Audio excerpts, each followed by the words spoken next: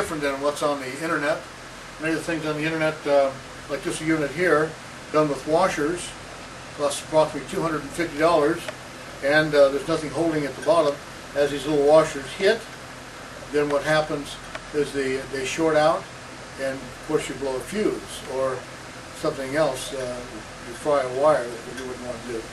Then a little bit more expensive than that is these units here. They're made out of plates. They go on the striker plates for light switches, made out of 304 stainless, and they're very thin, as you can see, and they erode. This unit here is 2.5 months old, and it's already starting to eat up because of the erosion from the electrolysis. Then other units that we see on the internet, this unit here is a unit that's used. It costs $1,300. It's made out of small plates, such as you just saw. And does it work? All the units work.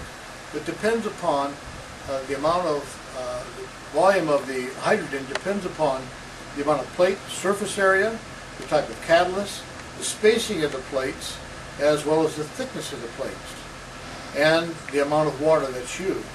So there's a lot of variations. There's 5 different points of why these particular units are superior. This is the smallest unit I make. This unit, compared to the ones on the internet, this one holds 5 quarts of water. The surface area for the plates are right at 132 to 198 square inches of surface area. So it puts out a lot of hydrogen. The next size larger is one for pickup trucks, 7.3, the common diesel, other ones that they put inside pickup trucks, and light-duty bobtails. This unit has 300 square inches of surface area. And then, of course, the large one for the semis, this is a hydrogen unit that holds 4.5 gallons of water. It has 2 hydrogen generators in this unit. Not 1, but 2. The total surface area of the plates is 600 square inches of surface area. And of course, the ones, many of those on the internet hold maybe a quart up to 5 quarts of water.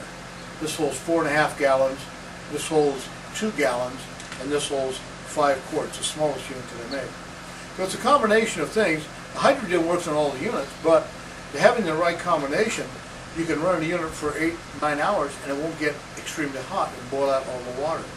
So therefore you must have enough water circulating to make the unit cool off. You have to have enough electricity in order to make it work. And the trick is the spacing of the plates and the size of the plates, as well as the thickness of the plates. That has to do with the electrical current. These units start out at 3 amps. Everything on the internet starts out at 15, 20, 25 amps and build up to 45 amps.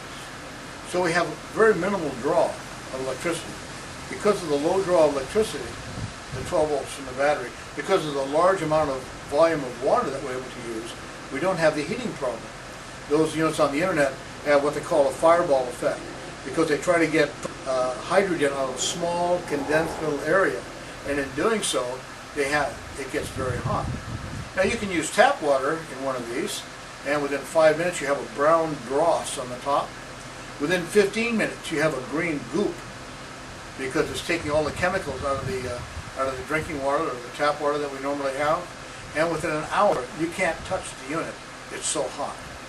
People have tried to use tap water out of in the ABS units, little black units such as this one here, and within that, within a few hours, or if a person drives through the desert, it can actually melt the ABS, and that's recorded on the internet by some individuals who made it.